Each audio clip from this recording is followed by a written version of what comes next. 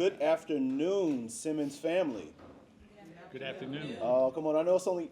I know we're here today, but come on, be a little bit more invigorated than that. Give us a little bit more energy. Good afternoon, Simmons family. Good afternoon. There we go. I am Dante Jackson, Director of Culture, Connection, and Campus Ministries, and I am grateful to have this opportunity to engage in this fourth and final discussion in partnership with the Office of Community Engagement, VP Von Purdy, and the Kentucky Lottery. We have been privileged today to have a series of discussions engaging in conversation about financial matters as we spin the tide of our communities, as we look at the business sector, both public and private. We want to be able to invite our students into discussions that are happening at tables that they may not be necessarily privy to at this moment, that they can prepare and for some even engage in financial wellness, in investments, in particularly job creation, and all of those sorts of things that would enable them to be productive in their endeavors, whether they choose a role of entrepreneurship, whether they're a business startup, any one of those sorts of things. We want to put them on the front lines of engagement for that. And so thank you all to our streaming family. Thank you all for joining us as well. When we talk about economics, as it relates to the African American sector, both are concepts that relate to economic and political empowerment of our people in the United States. This is a way for us to begin the discussion that will engage us on the ground floor so that we can begin to build up our communities. Our moderator for this discussion is the director of the Executive Leadership Academy here at Simmons College of Kentucky. His name is Professor Sherrod Ledet. Can we clap for him? Thank you. I'm excited to get this conversation started. How about you guys? Yeah. All right, so we're going to be talking about wealth. And I want to just real briefly just provide the names of our panelists today, and I will introduce them right after we have a quick video that we want to show you from our sponsors. Right. So let's watch the video, and then after the video, we will come back to our panelists and I will introduce them. Also with us today, we also have Terry Sebastian. He's also with the lottery, so let's just give him a hand.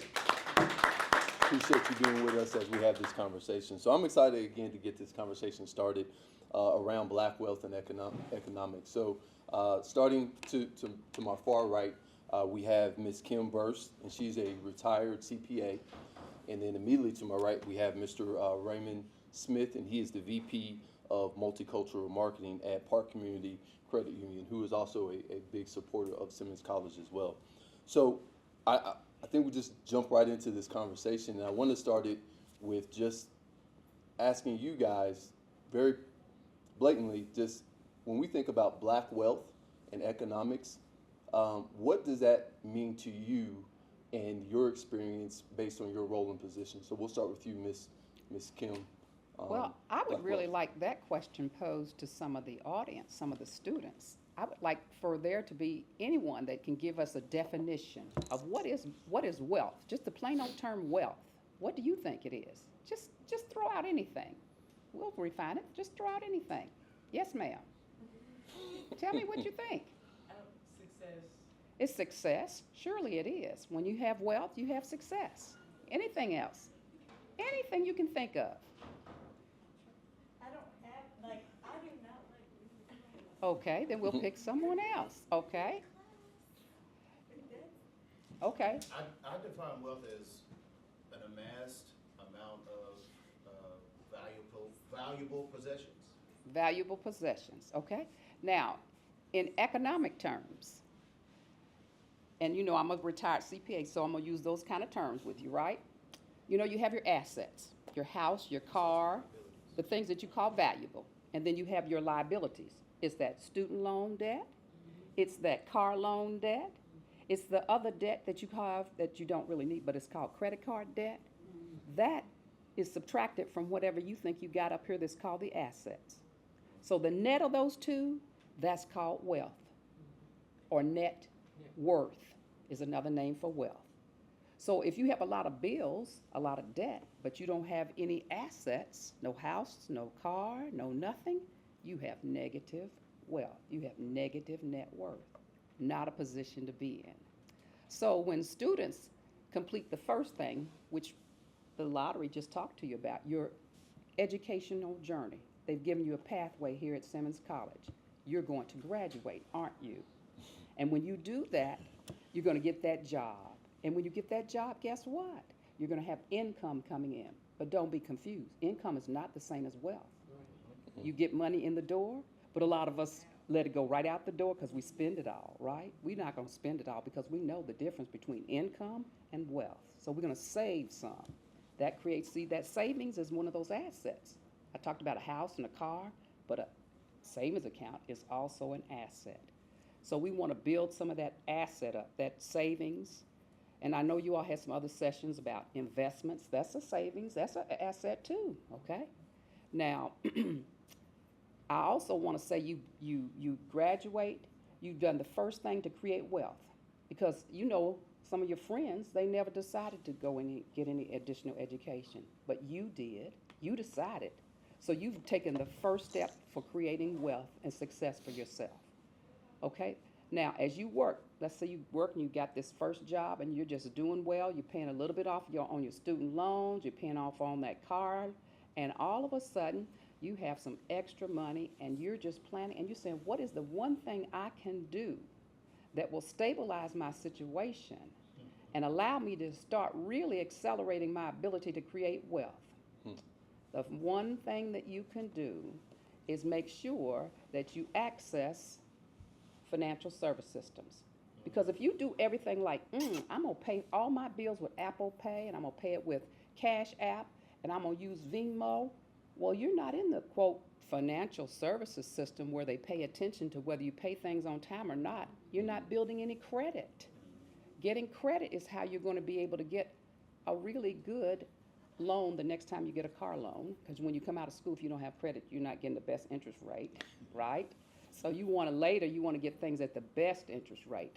So you want to build credit. Being inside the financial services system is how you do that. But now the second thing you will do after you've kind of really gotten things rolling is you're going to start to plan and you're going to save, because the second thing you can do that would accelerate wealth for yourself is to own a home. Whether it's a condo, house, it's something that you own that you can build equity in. And the thing I like to tell everybody is, guess what? Nobody jacks the rent up on you when you own your own house. You're paying a steady amount. It could be for 20 years or whatever, but you're paying that steady amount. No one is increasing your rent. So when you own that, that is allowing you to build wealth.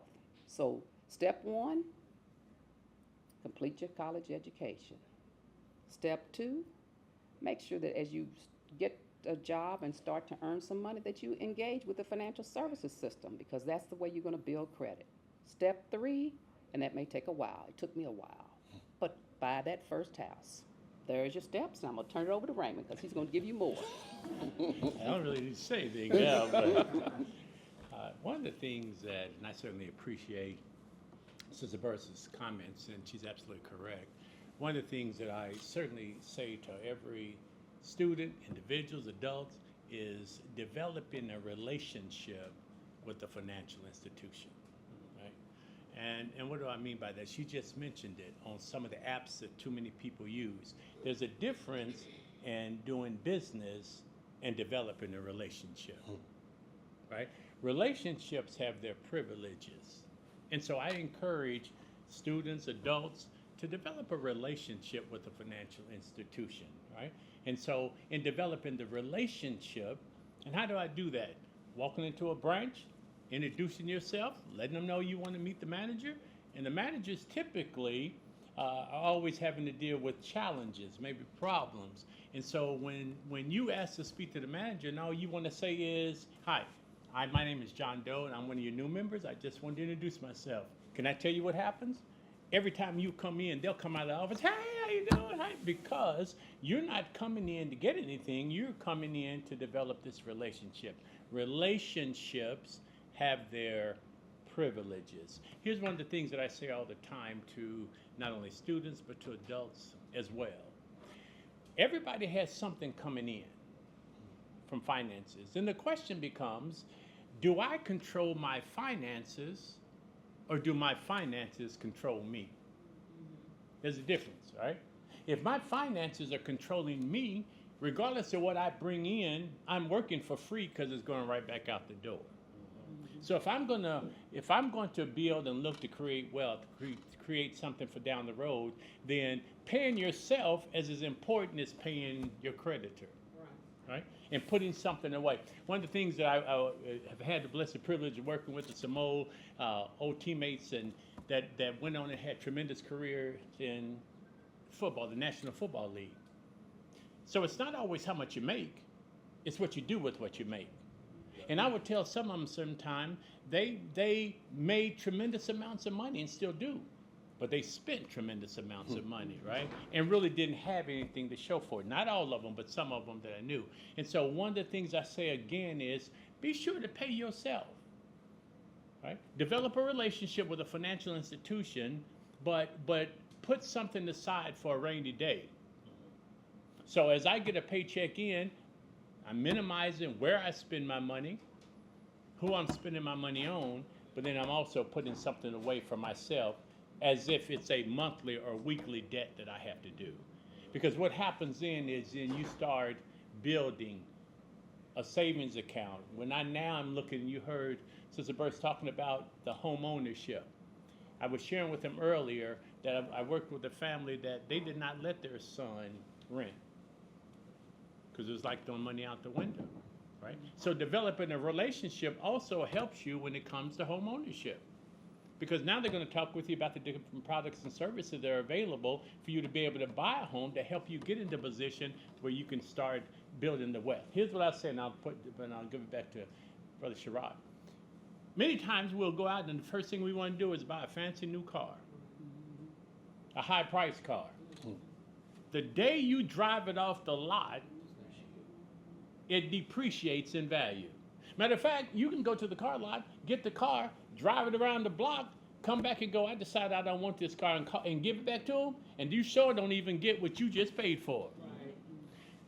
Vehicles, non-earning assets, they depreciate, and something like a home appreciates, right? Increases in the value. What people do, they'll appreciate, they get the home, it appreciates in value, the balance gets less, the value goes up. In between is what we call equity. And that's what so many that are able to grow utilize in buying other homes and buying other vehicles is the equity, because the day you get the car, I just gave you the example, and drive it around the block, it depreciates, property appreciates. That's the difference. A lot of great information. I don't even know where to begin to ask this next question. So when we think about wealth, and actually let's talk about what you mentioned again, when we get a paycheck, and again, being able to build a savings account, which is again an asset. We get that first paycheck. How do we determine what percentages or how we need to work with that money in order to build wealth? Like, what percentages would you recommend? And I start with the CPA, please. Well, first thing I want to say is before we get to that, I'm going to add a little other piece in there, is that a lot of times when you get that first job, they have something they call 401k or savings plan. And you know, you can pick how much percentage of your paycheck you can put in that plan. And a lot of people go, ooh, I'm adding up my rent, my student loans, my car note. Ooh, I don't have so much left. I just want to go to a Beyonce concert. And I'm going, ooh, okay, that's interesting. Okay. So I'm saying you're choosing entertainment over doing something that would be long lasting. Okay. Now, I like Beyonce, don't get me wrong, but I don't make choices about what my future is going to look like Beyonce have her money and I don't have mine. Okay, see, but the point I want to make on the 401ks is that many companies, if you put in 2%, they'll match it. Okay, it varies as to what they match. But let me ask a question. If you were to go to the bank and put in, or the credit union, and put in $2, and the credit union was going to give you 75 cents to match up with your $2, would you like that? Would you like that free money? Would you take that 75 cents? It's free money. Why wouldn't you, right? Okay, now they may say, okay, in order to keep my 75 cents, you got to keep putting in $2 every time you get paid, and I'll put in 75 cents. You go, okay, I like that. Now here comes the other piece that maybe you kind of cringe at. They go, oh, by the way, you can't really take that out before you get to age 59 or something like that. You go, whoa, wait a minute now. 59, I'm just 20-something. I don't know about that. But remember, they just gave you free money. Now, if you leave that job, that free money that they put in, guess what? You get to take it with you. If you stay there. Sometimes they have rules and say you got to stay here 3 years or whatever. But in general, they may get that. They maybe not. Don't have that rule anymore. Okay. But you get to take that 75 cents, whatever they put in. Remember, you put in $2 every pay period. They put in 75. You get to take it with you. Now you go, oh, I can't be putting in $2 because I don't know if I'm gonna reach 59. Oh, that's like negative thinking. Okay, no, you're going to reach 59, and better yet, because of the way things are changing, that may be the only source by which you have to retire on, is what you save for yourself. So if somebody's giving you free money, oh, please take it. Take that match. Put in what you can. If you can put in 2% or 1% or 6%, whatever your percentage is, put it in there. Don't be afraid of it. Find out about it. But don't ever turn down free money.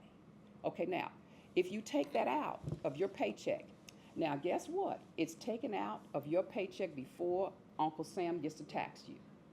So that's even a better benefit. That means that $2 that I took out of my paycheck, it didn't have the whatever 25% or whatever the federal government takes out and the state government takes out. It gets over, that whole $2 goes over in that little account. And I go, oh, isn't that just wonderful? They didn't get their share. I got it all. Now, ultimately, when you retire, they'll come back and get some of it. But the real point is right now, it's there 100%, and that's what you really want. It's free money at 100%. So now that little decision will maybe make your check a little bit smaller, little bit. It's according to what you choose. It could be $10 smaller, it could be $50. It's whatever you choose to put over there. But now, with regard to what your decisions are about how much you save, you need to make decisions based upon what your bills look like. And so one of the things, I'm going to be honest with you, when I got out of school, I did not create a budget. I just was like too poor to worry about a budget. I just said, okay, here's the money I'm saving over here, because I lived in the projects, right? So when I came out, I said, oh, I'm buying a house. And everybody's going with me to my new house. My mama, my brothers, and my sisters. So everything I had, I was socking it into the savings account because I was going to buy that house. And I did within 1 year after getting out, okay? So I had goals, because you know what? When you're poor, you make decisions in life. It says, I ain't never going to be poor again. Whatever I got to do, I'm going to be doing, because I'm telling you, I'm not going to be poor anymore. So all my decisions economically were about how can I get that first thing, which is going to accelerate my ability to be wealthy, and that's a house. And everybody's coming with me, because guess what? In our community, when one of us goes up, we hopefully take the rest of us up with us. We do not turn around and leave them behind and we go up. That's what we're supposed to do, okay? And guess what? When you do that, you raise up the entire household. That's right. And that's very important. So what you save is based upon your circumstances and what it is you're trying to achieve. Now, the second thing I would tell you is that, yes, you put aside some money for the fourth step. Remember, I told you about 3 steps, but here's the 4th step. Guess what?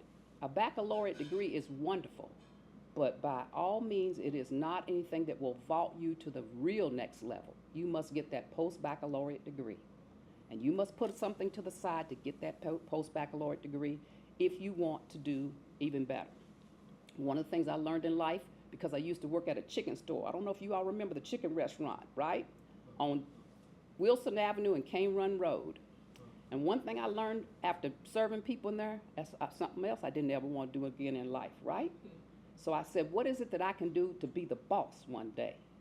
And to be the boss one day meant getting another degree, because that's what I was going to do to seal the fact that I'm never going to be poor again, right? So you have to make decisions, and what you save is based upon what your goals are and what you're trying to do with your life.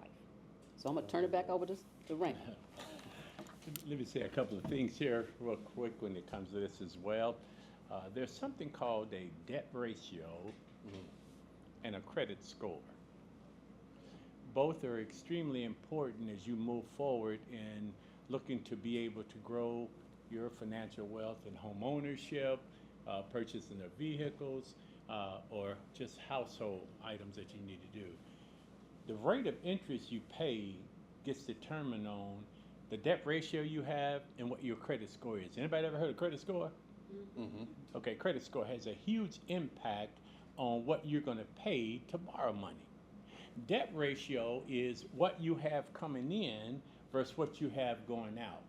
Many times individuals are turned down for being able to get the traditional financing because the debt ratio is out of line and the credit score is out of line. What's the ideal? Well, first of all, does anybody know what the debt ratio is? What it is? What it is, what a debt ratio is, and what it should be. All right, so a debt ratio is what you have coming in versus what you have going out. So there's a calculation of your total gross monthly income versus along with your fixed expenses. That number should not, when you divide it into that dollar figure, that number should not exceed 40%. All right? When it gets above 40%, you may still be able to get financing somewhere, but you're going to pay a higher rate of interest because the ratio is not in line, right? There's some places that will lend you the money, but also they're charging you an interest rate of 400% to get it. Come on, talk to me in here, right? As unheard of. But a lot of times it's because, number one, the debt ratios don't line up. Number two, the credit score. Everywhere you go to borrow money, there's a credit score. And the credit score simply says, I do what I say I'm going to do, or I'm not going to do what I say I'm going to do. All right, let me add, if somebody today borrowed $25 from you and said, I'm going to pay it back to you next week. Next week comes, you look for them and they don't show up. 2 weeks from now, you see them and you cross the street to go where they are. They cross back on the other street so they don't have to face you. And they constantly avoid you. When you do finally meet up with them, if they ask you to borrow $25 again, are you going to lend it to them?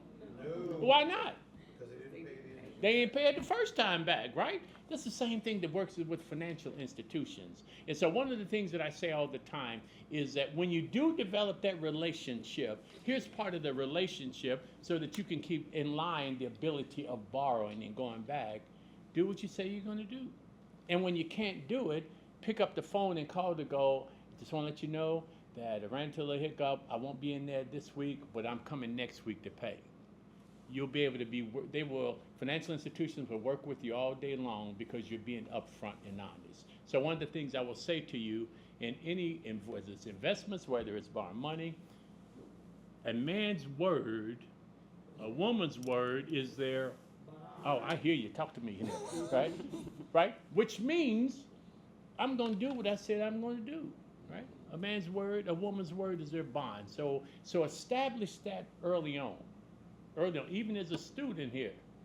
You borrowing lunch money, give the lunch money back to the person that you borrowed it from.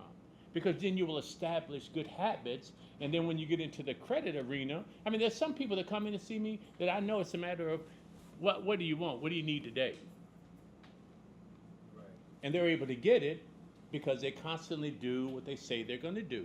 And if they're not able to, they'll make a phone call. Right. That, again, helps to create wealth management. I'll use this gentleman as illustration that he says, Raymond, when you talk to young people and you talk to adults, talk about me all the time.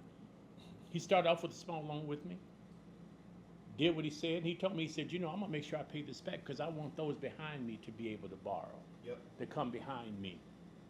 And so he was able to do that. He got a small loan with us. He's able to continue to mature, grow, borrow. And one of the things he does right now, he owns 2.5 blocks of property that he paid $30,000 for, that the last offer he turned down was $1 million. Because he developed a relationship, he did what he said he was going to do, he invested in something that was going to appreciate versus depreciate.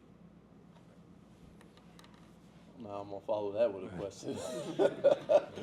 But I will ask, because this is great, and actually, if you could elaborate on the debt ratio. So you said 40. What is that 40? What is that percentage? What is that?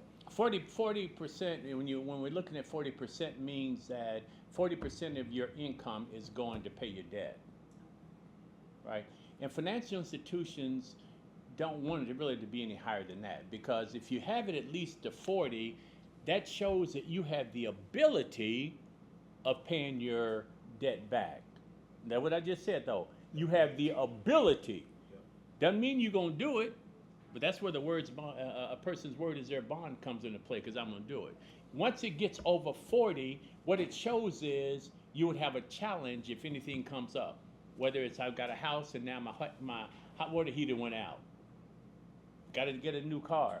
Have to put a roof on. See, now I'm not able to do it because what I have going out is much greater than what I have coming in. Yes. So that 40% allows you to be able to handle the other expenses that come into play. Fixed expenses as well as flexible. And that's something that I know we don't have time today, but we talk about. You have fixed expenses, and when I do sessions on that, the fixed expenses typically are about that long. The flexible expenses are that long, right? And what I mean by that is what we choose to spend our money on. Some things you have to pay for and do, some things you don't. But you do it because I want to do it, right? And so the discipline of what I said a minute ago is you controlling your finances or allowing your finances to control you. Thank you. That was good. So I want to give time for questions. So I'm gonna give you guys this one quick question, a few minutes just to ask. So we're talking about wealth, and you're giving some great information. What would be some tools? What would be a tool that you would say would help in building wealth? What would be a tool?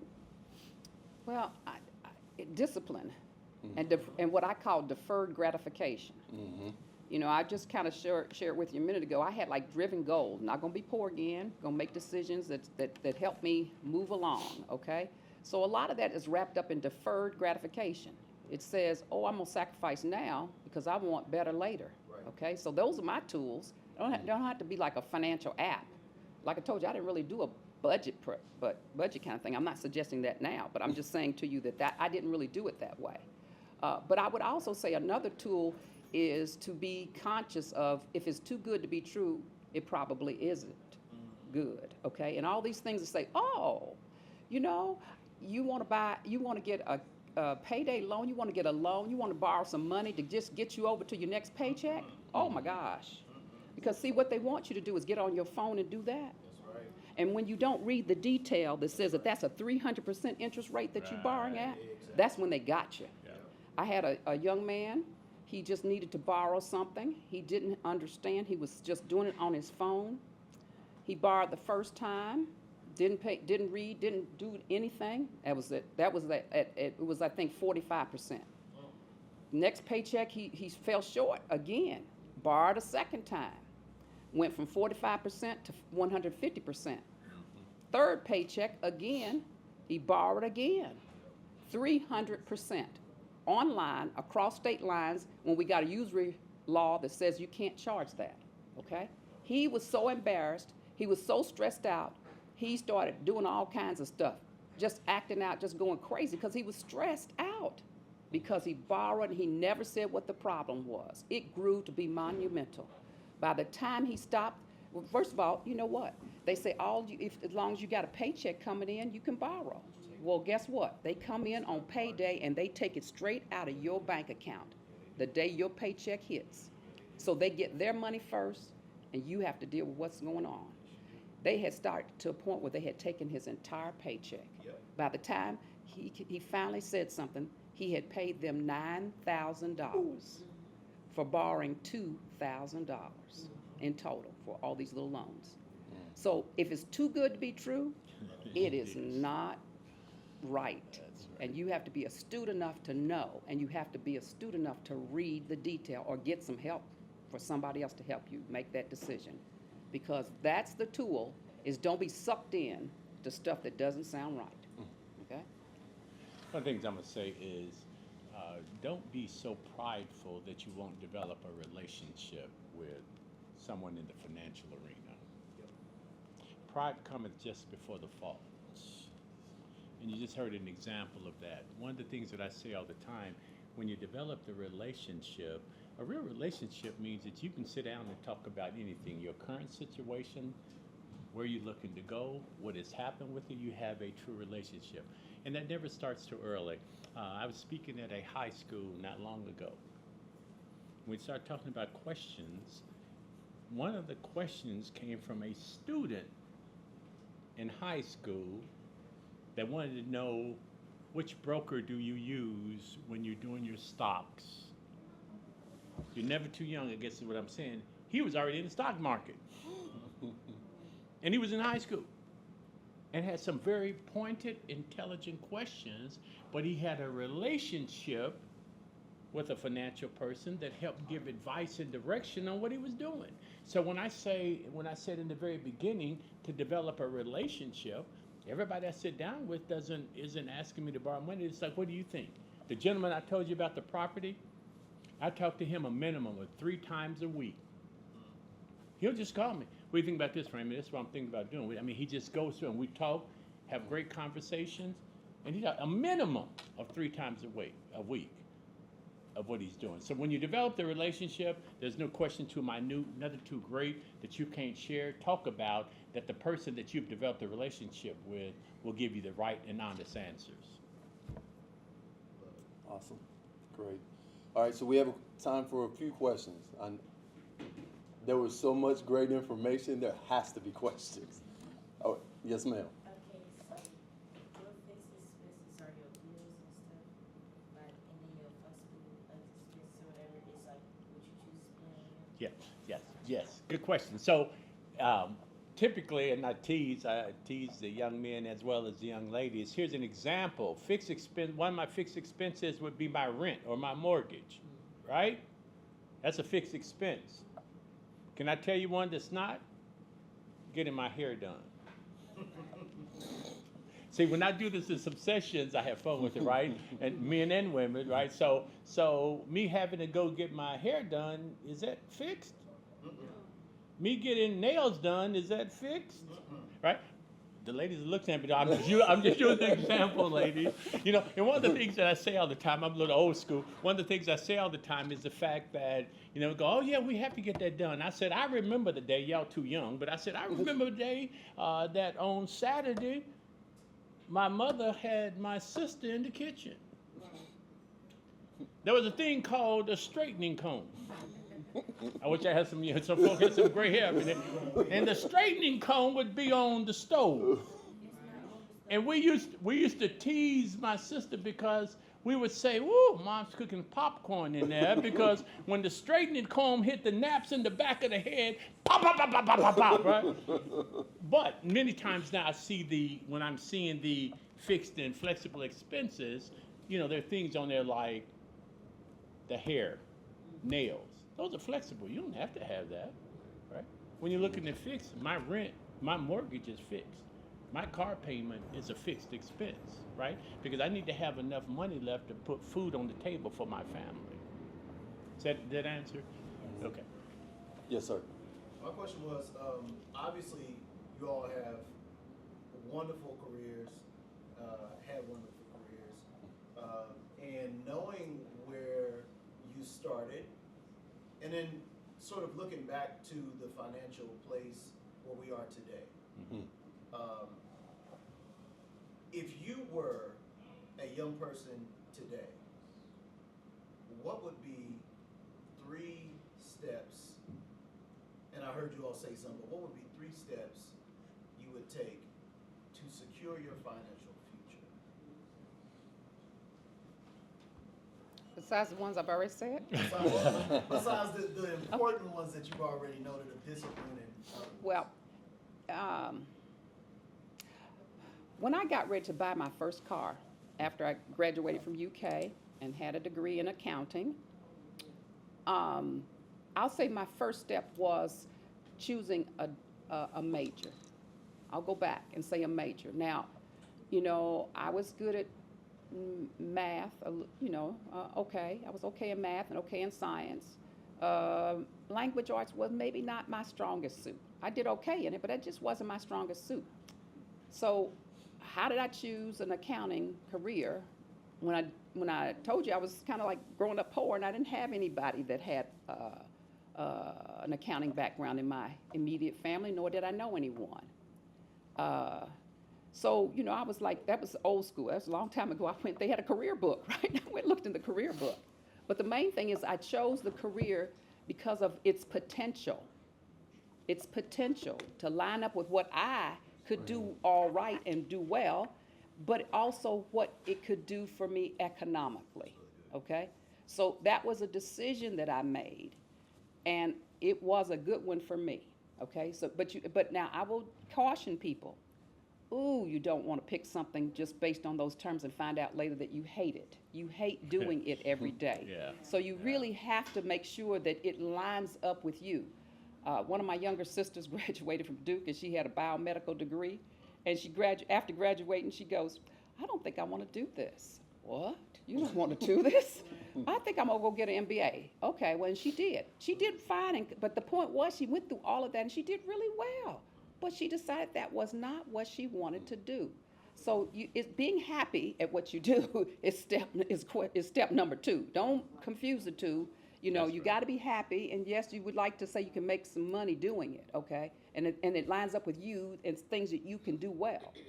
But the other thing I would say to you is that I had an aunt who was advising me. Now, she was a nurse's assistant, but she was advising me on everything because she's the person who just really knew a lot, right? But she said, oh, you getting ready to buy your first car? And I go, yeah. And she goes, you have a friend that just bought a Camaro.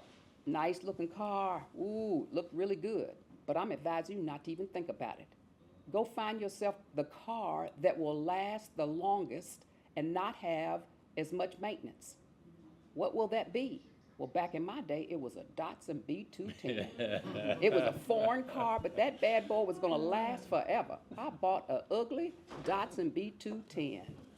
And only reason why it died was because I gave it to my nephew, and he let it die. Otherwise, it would have been going and going and going, okay? All I'm saying is the decisions, and she was right. But remember, I told you she was a nurse's assistant. She didn't have a college degree, but she sure enough knew enough. She had what we call book sense, common sense, and a whole lot of other things. And she knew buying a car that was going to last you was way better than buying a car that was going to look good. So that's my answer. I would just quickly say, to piggyback on a couple of things, is one of the things that you want to do when you're looking at a career, looking at what you really want to do, is build a team. Have a team around you. There are many people in the professional arena that would love to be able to assist you and advise you on things, and it won't cost you anything. There are a lot of professionals that really want to see others and young people grow. And so build a team. Have somebody in your circle that understands finances. Have somebody in your circle that understands taxes. Have somebody in your circle that understands about borrowing.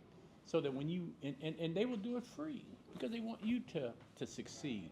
One of the things that I was saying in career, love what you are doing. Because if all you're doing is chasing the dollar, you're not going to be happy. Do it because you want to do it, not because you have to do it. And when you choose a profession that is something you love doing, it never feels like work. It's something that you always want to give 110% to, and you'll grow from it. You'll grow. So building a team, I think, is very important. In our arena, I love working with people that will ask me to do that, and they listen and typically have become successful. Not because of me, but because they've got a team. And then again, enjoy what you're doing. You know, don't chase the dollar.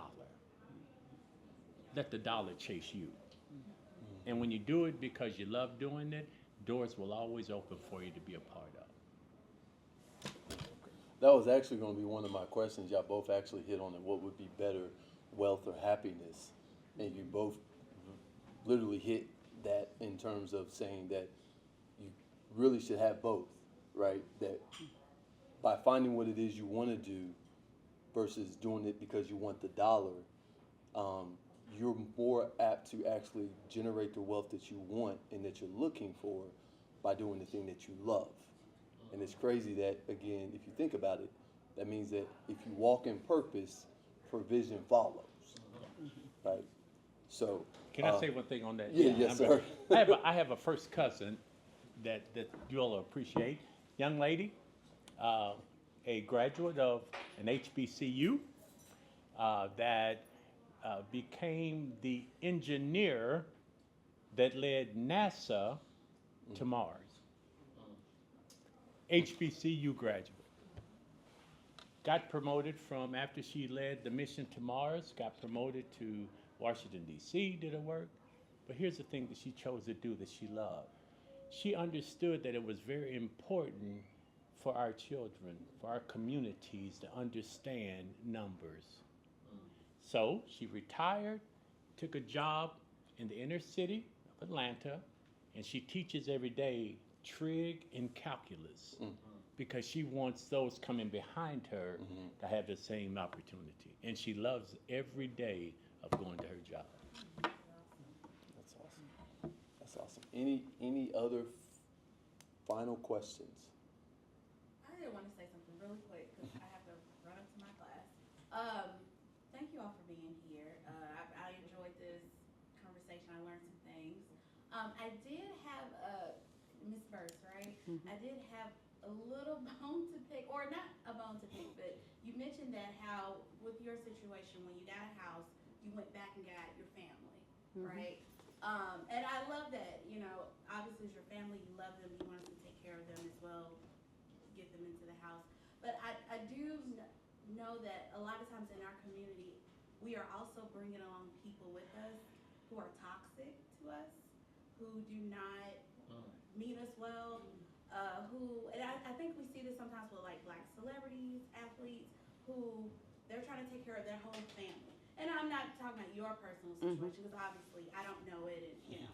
But sometimes I wonder if that is the right thing to do because sometimes we stress ourselves out trying to take care of our friends and put them on with us, and sometimes that also brings down our wealth. Or I guess what do you think about that? Well, you're exactly correct. Now, my family, when I said I brought them along, those were younger brothers and sisters, okay? Yeah. And so they all needed to go to college or some technical school, and they did on their own. I mean, they found their own resources to be able to do that, okay? So, but while they were in school, they still had to have a place to stay. That meant in my house. I don't care. That was fine, okay? However, I'm the third oldest of 10, okay? And so clearly, my grandmother had 12 brothers and sisters, and we got cousins and family all across the spectrum. And as soon as you look like, you know, I had a cousin, a distant cousin, show up one day at my job and say, you know, I need you to pay my light and gas and water bill. I go, really? I seen you once in life, one time in life, and you think I'm supposed to pay? Have you called to see if there's some community resources? Because I'm not going to pay your light, gas, and water bill. I don't have that kind of resource. But even if I did, what would you be doing next month? How would you get your bills paid next month? See, I'm not trying to create dependence. I have enough. I don't need any more. See, so family will let you use you as long as you let them use you, okay? But the main thing is that I have a wide family. All family who are trying to do something, any child that's trying to go to school, oh, I'm going to help. Any child that's trying to do something that seems like as if they're going to be improving themselves and their family, oh, I'm going to help if they need it. But somebody that's just wanting to be a dependent, oh, no, can't help you. Cannot help you. Because they will pull you down if that's the case, okay? Because you don't have enough resources to help the world. And believe it or not, A lot of us have a lot of family, we just don't know about them. They'll show up when you least expect it, saying that they're related to you, right? Yeah. Thank you. Mhm. Great question, great question. All right, we're coming to the end of our time, so we got a few minutes. So, and I'll just ask if you guys just want to have a final word or thought to kind of close out this last, session of our Black Wealth and Economics. I'm gonna turn it over to Raymond. Ladies before gentlemen. Old school, right? Well, no, I would just say it's an important topic, and I'll try to be as short as possible. I printed out an article that I pulled up last night. As a community, African Americans are making more money than they have ever made in history. But we're still behind on the wealth gap and the pay gap, okay? Time will increase things, okay? You get paid more now than you did on your first job, right? Okay? But that doesn't mean that you're wealthy. It doesn't mean that you've built wealth. It just means that you've got more income coming in. But more important than any of that is that even though there are many people in the job market that are African American, there's so many more that are not in the job market. I've got plenty of relatives that fit in that pool. When they have unemployment statistics, they're not counted because they got so frustrated over the years never being able to get a job, they just stopped trying. They're not unemployed by the great statistics over here, but they are unemployed. So when you look at the employment rate for black people, it's not a good thing. It's still a gap, okay? Now, the broader community, you know how I said, when everybody improves, the boat goes up for everybody? Well, it's not just the African American community. Guess what? U.S.-wide, I mean, it's a lot less unemployment now than it used to be, right? A lot of people are making more money. But how many of them are increasing their wealth? That's the question that we really need to be asking, okay? And so we've increased our wealth a bit, but the gap between ourselves, our race, and the Caucasian way, there's a big gap there. And it's been closing a little bit, but not. It would take 500 years at the current rate for it to be equitable and be the same. 500 years. That's just like, no, okay? So everyone here is doing the best first step is to get additional education because that allows you to leverage and to do better. You are in a Christian school. Part of my daily prayer is that the Lord allow me to be an instrument, to be used by Him to help someone along life's way. If I can help one person along life's way, then my living shall not be in vain. Why do I say that? That's part of my daily prayer. The positions that I've had and still do even now, the opportunity of being in, were not positions that existed, they were created. Y'all hear me? I didn't apply for a position. The position was created, and I was asked to go into that. The last two positions have been that way. But, again, that's my personal prayer, faith, structure, and I never go wrong by following Him and His word. So, make that a part of what you do. Right? He's the author and the finisher of my faith. Right? And there is nothing, y'all in the Christian school, y'all, can I talk to me? There is nothing too hard for God. Make sure you're taking time to spend some time with Him, and He'll advise you, He'll direct you, and everything He does well. Can we just give a round of applause for our mother? So that concludes. I appreciate you guys and your time, and definitely appreciate you, Mr. Smith and Ms. Burse. Thank you so much. Thank you all.